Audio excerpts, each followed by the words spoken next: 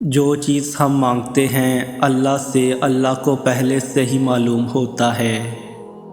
ہم جس چیز کے لیے تڑپتے ہیں اللہ پہلے سے ہی اس تڑپ سے واقف ہوتا ہے۔ جب اسے سب پہلے پتہ ہوتا ہے تو ہمیں عطا کیوں نہیں کرتا؟ کیونکہ اس کے لیے ہی تو اللہ نے دعا بنائی اور دعا مانگنے کے لیے ہمیں بتایا کہ ہم اس سے مانگیں، اس سے بات کریں، اس سے بلاتے رہیں، اس سے دور نہ ہو جائیں، اس کے قریب رہیں تاکہ وہ ہمارے قریب ہو جائے۔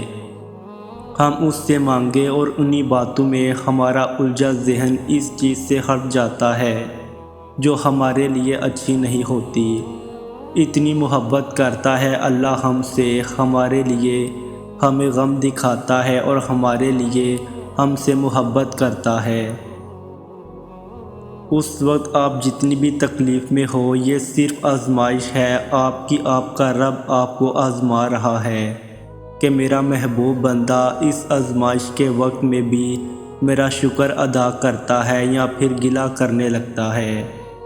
مجھے ہی کیوں ڈالا گیا اس مشکل میں؟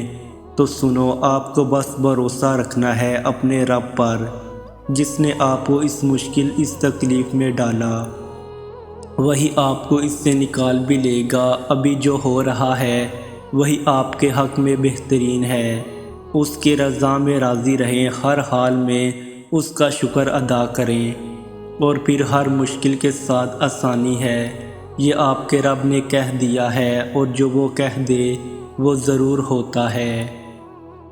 جب اللہ اپنے کسی بندے سے کوئی چیز لیتا ہے تو یا اس سے بڑھ کر بہترین چیز عطا فرماتا ہے یا اسی چیز کو انتہائی خوبصورت طریقے سے واپس لوٹا دیتا ہے، جیسے انتہائی خوبصورت انداز میں لوٹایا تھا اس نے یوسف علیہ السلام کو یعقوب علیہ السلام کے پاس۔